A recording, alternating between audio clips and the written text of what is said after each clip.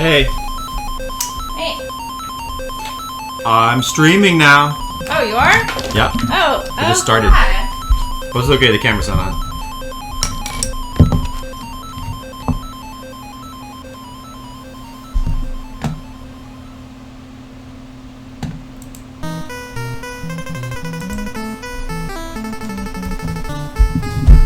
I feel really good about where it's going now. That's good. Hey, Brigands! What's up?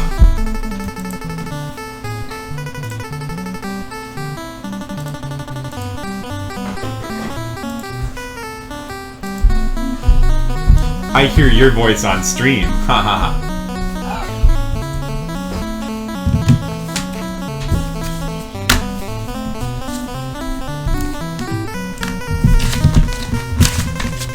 Let me just put this stuff over here. This down here. Put this over here. Okay. 1 second. That over there.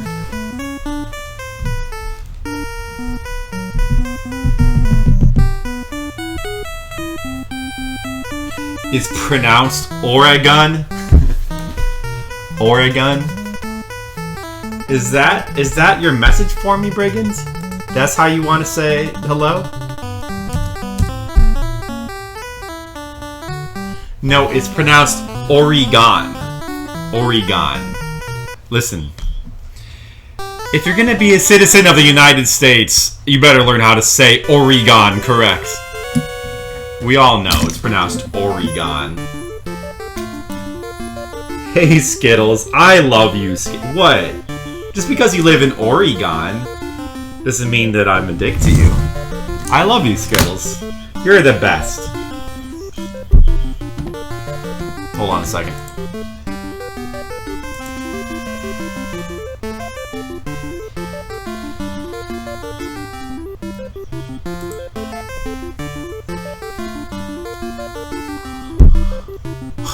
Hello!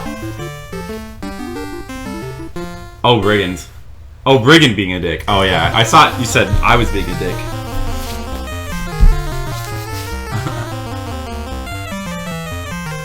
I don't know what's up with it. I mean, I guess he's just choosing you to be his rival, Skittles. I mean, you know, so...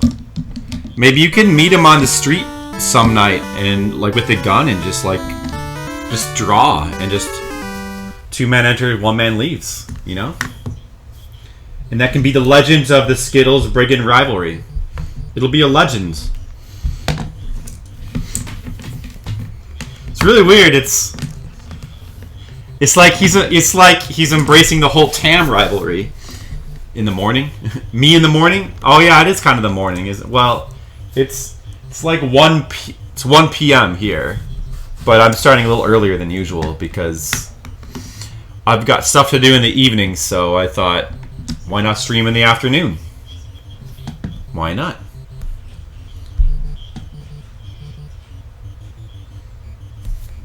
I'm too far to the... Here, let me move over. Is that better? I'm going to pause that.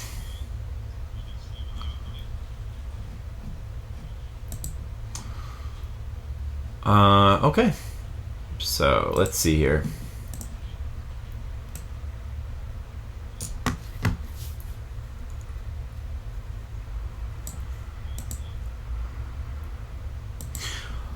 So, we're going to be doing more Famicom games. We're going to continue our sequential playthrough of Famicom games.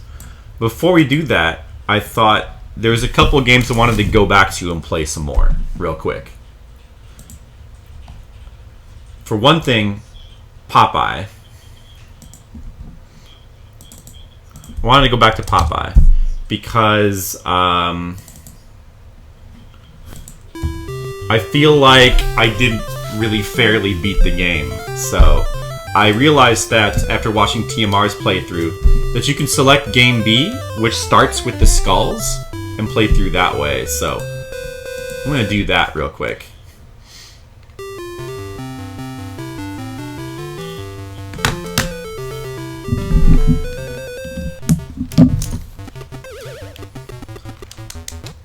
Alright, Bluto, fuck you.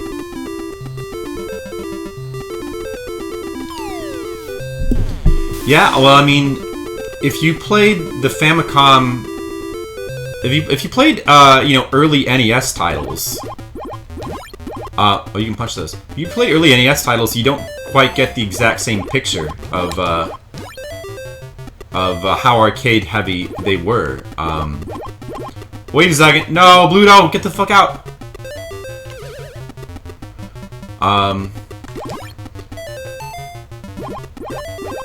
Because, you know, we didn't get... You know, we skipped a lot of games here, and we sort of, like, all the early arcade... Oh, did you see that move he has? Whoa. The little grabby move he has? It's crazy. Oh, he dragon punched me. That motherfucker. I don't know, I kind of don't really mind them too much, though. The arcade... Like, some of these arcade-style games are kind of fun. Like, this game's okay, you know? It's not too bad.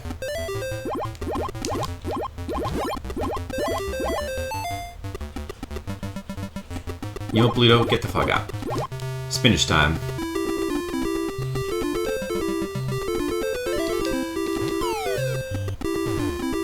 Yeah, we got kind of a different picture of... I mean, we started with Super Mario Brothers, like, and the Japanese didn't get Super Mario Brothers for a few years. Before that, they were getting, like, these early arcade games, and, you know, weird prototypical platformers that existed in the space before Super Mario Brothers, like, reinvented the whole genre, so...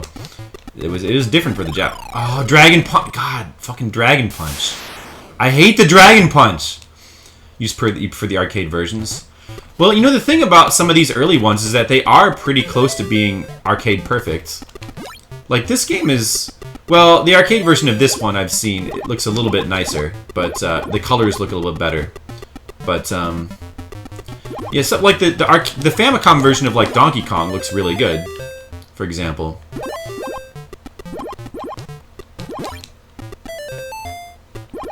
I don't know why, like, there's a version where he just throws skulls at you, where somebody just throws skulls. I don't know why they're that... well, that's no good.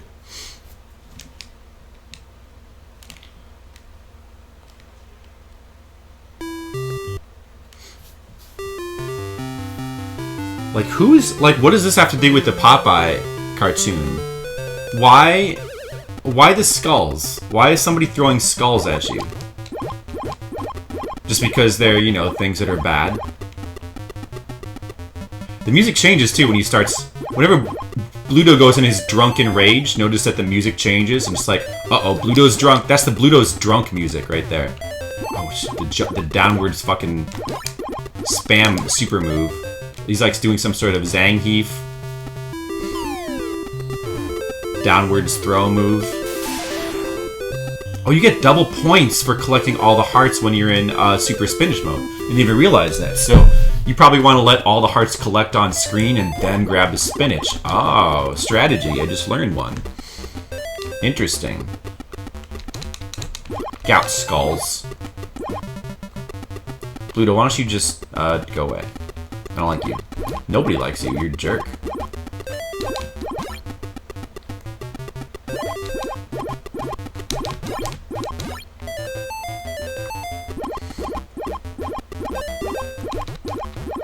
Uh-oh. Uh-oh. Gotta get that one. So if you let any of the hearts, like, stay in contact with the water too long, they start flashing like that. Whoa. Oh, when you start climbing up and down the ladder, you actually can't stop. Did not realize that until now. Interesting. Oh, he's trying to Dragon Punch me. Fuck you, Bluto. Oh my god. It sucks having him underneath you. Wow, it really does suck. Yeah, so, like, I looked briefly at the arcade version of this game. It's not that different. Like, graphically, it's pretty similar, but it seems like the colors on the arcade version of this game are a little bit more vibrant, basically. But they're not all that different. Sometimes, Bluto in this game sometimes seems like a moron. Like, you're standing like 3 feet away from him, he's just like, where is he? Oh, he's like looking around. And then other times he's like doing these like Street Fighter moves. Like, he's coming at, like, it's very inconsistent, like, how he moves in this game. Very weird. No! Bluto's on a drunken rage! Oh. I should not have died there.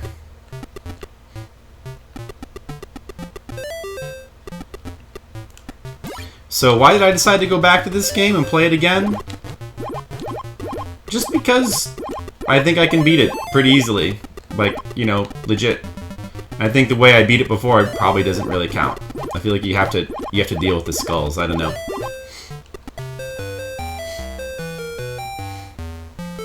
Okay, I'm gonna focus on doing this next board and not dying so that we don't have to play through the whole game again.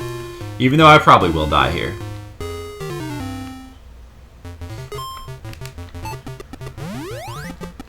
Kind of also want to play like some more Nuts and Milk and maybe some more Load Runner too. I don't necessarily want to beat them. So I looked up Nuts and Milk. I said it was 200 levels, which would have been crazy. It's actually only 50 levels, so the exact same amount as Load Runner. But still... Oh my god! Bluto's doing those fucking action moves again. Oh, that's right, you can't let those touch the ground too long. I forgot. Okay, we should probably go get spinach. Don't do it, Pluto. Don't do it, Pluto. I'm gonna get a spinach. After we just let the letters collect a little bit more. Okay. First, kill him. Collect the letters. You actually need a lot of these letters to, like, pass this level.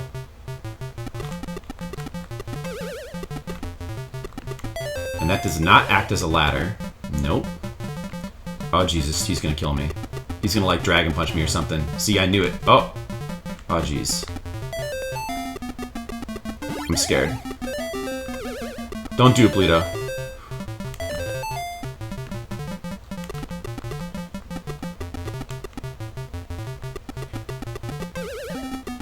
You just have to, like, pray that he doesn't decide to, like, do one of his special moves against you. That's, like, all you can do in this game. That's the last letter, I think. Yes! I'll be honest, you gain more of my respect if you never play this again. Well, I just finished it, so I can fulfill your wish. Okay, I just officially beat this game for reals this time. You hate this game this much? You know, honestly, I don't think it's a bad game. Let's take this time to just go over our ratings again of all these games. I'm going to look at the list here. Alright, so the first game was Donkey Kong. What did I give it? I think I gave it like a 4.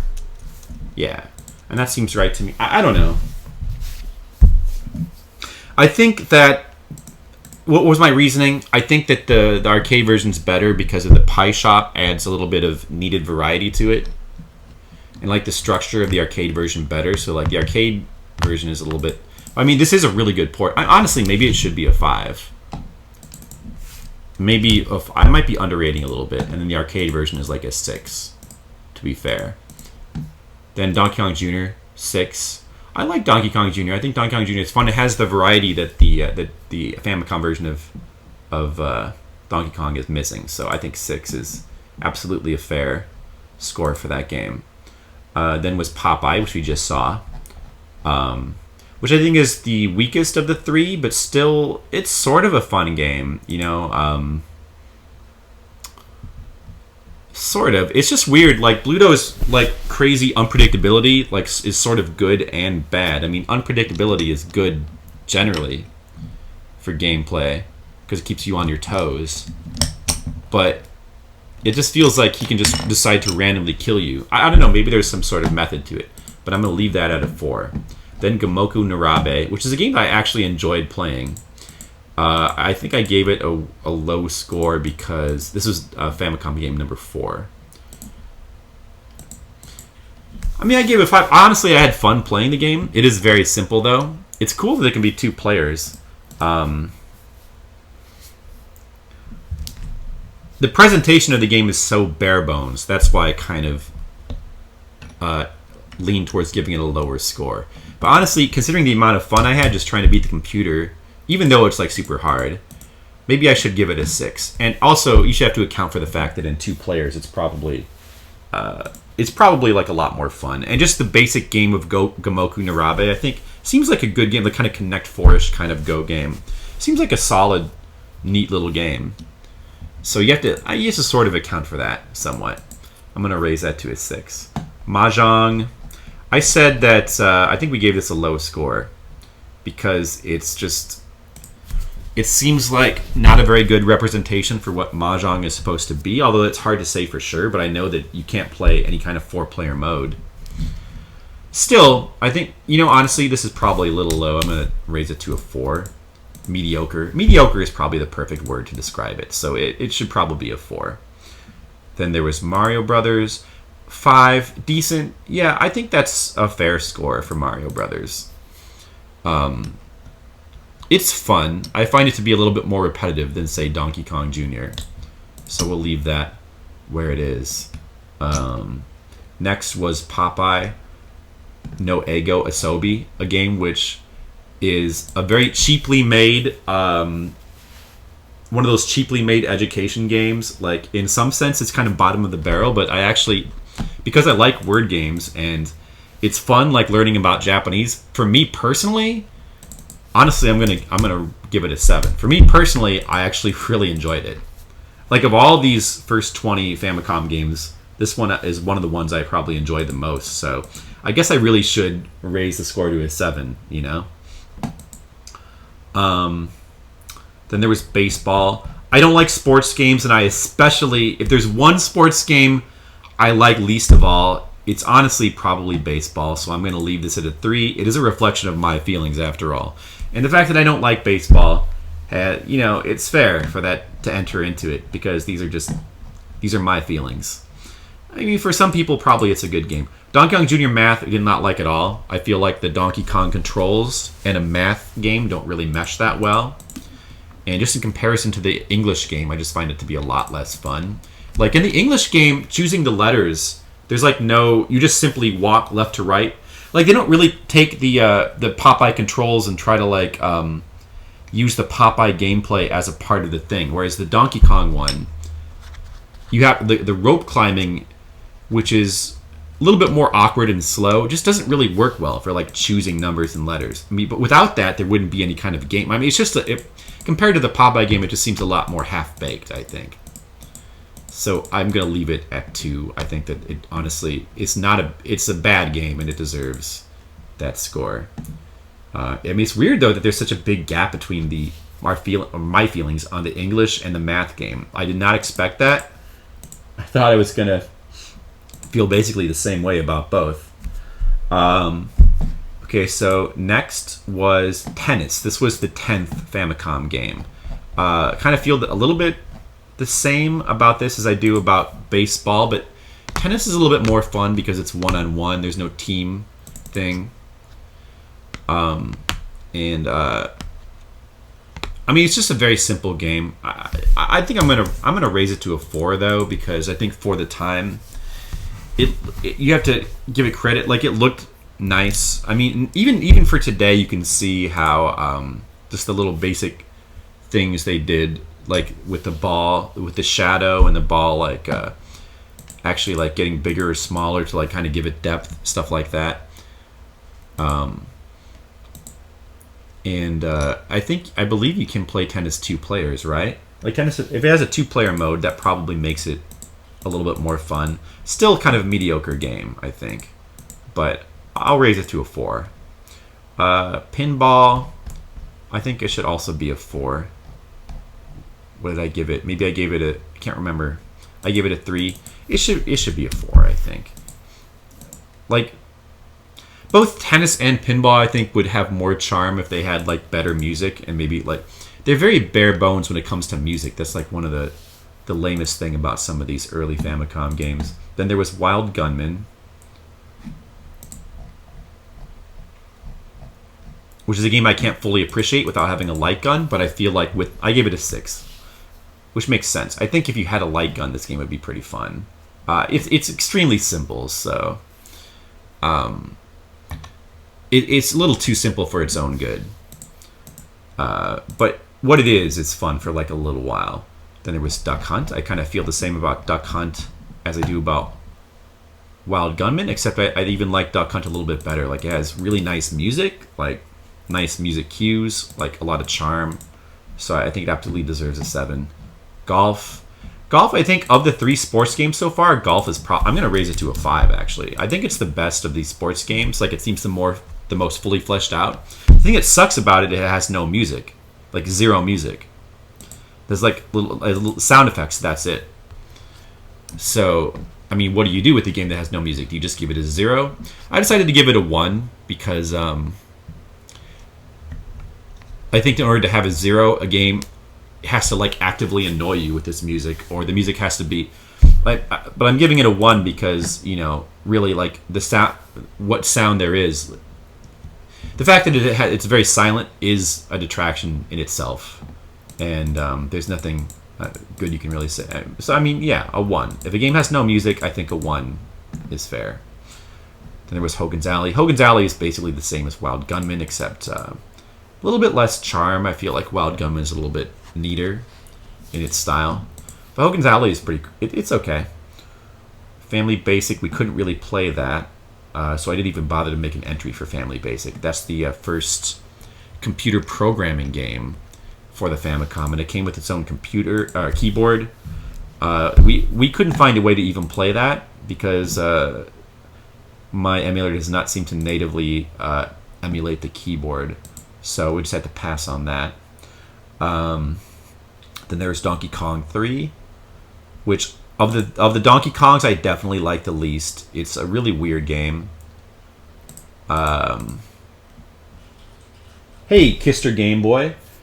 What's up? So this is just a November project? I don't know. You know what, Skittles? Honestly, I don't know. I'm kind of thinking, for right now, I don't have a definite plan. All I know is that I really enjoyed doing it yesterday, so for right now, I want to keep doing it. It's definitely a November project, and I think that I might continue it past November, like on a sort of provisional basis. So I think that we might go back to it, like maybe do it once a week, something like that. I do want to continue to play like other games, like other systems, newer games. But yeah, exactly. It's fun, so for right now, I'm gonna keep doing it. I'm not making any promises that I'm gonna do every single Famicom game because that's an enormous project. No promises. But for right now, I'm gonna keep doing it. Anyway, so right now I'm just reviewing the first 20 games that we played on Famicom. We are currently at let me see, number 13, Nuts and Milk. So Nuts and Milk, like one of the first sort of puzzle platformers for the Famicom.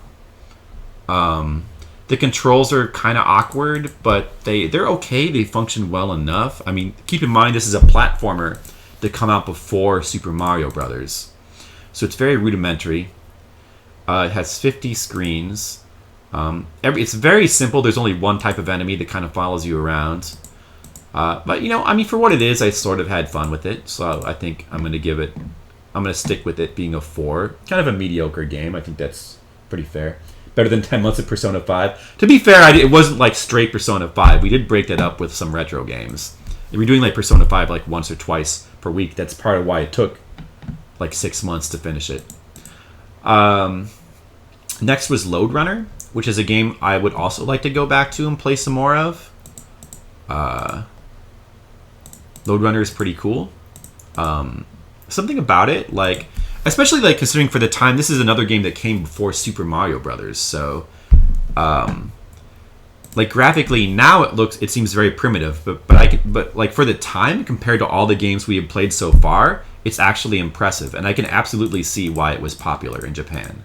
So I'm going to stick with that being a 6. The 15th game for Famicom is Galaxian,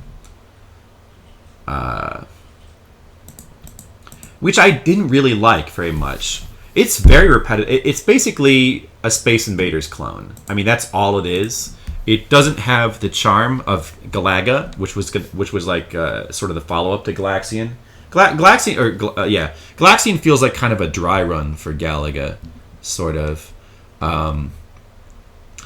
It doesn't have any of the cool... it's basically you just have a ship and you shoot at ships that like hover above you in one pattern, and it repeats that pattern infinitely, and there's no variety to the game at all. You can only shoot one bullet at a time.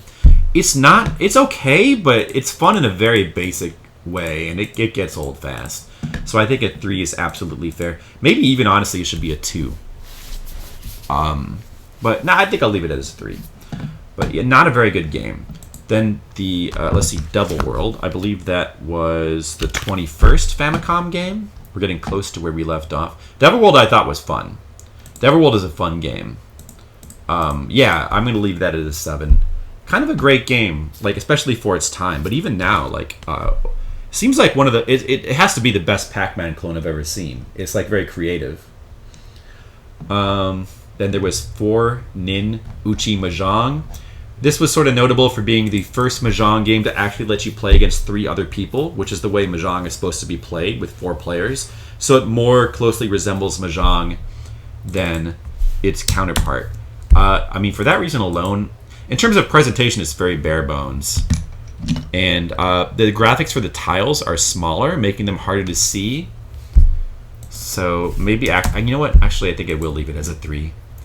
Even though... but I don't know. I mean, it's you know what? No, I'll give it a 4. I'll give it a 4. It's fine. It's very simple, but it's fine for what it is. It's for the time. I'm sure it was like very cool for people who like Mahjong. Then F1 Race, which the first racing game for the Famicom, actually made by Nintendo, and I did not like it at all. It's way too simple. It's boring, honestly. It doesn't have any music. Racing games really need to have music. And the only music it has is this terrible title jingle. So, pretty disappointing game. Really not much to that game. And I think that's where we left off. So, this was the 23rd Famicom game. We've played 23 so far. I'm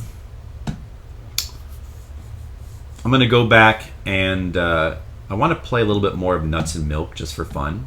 So we're going to do that right now.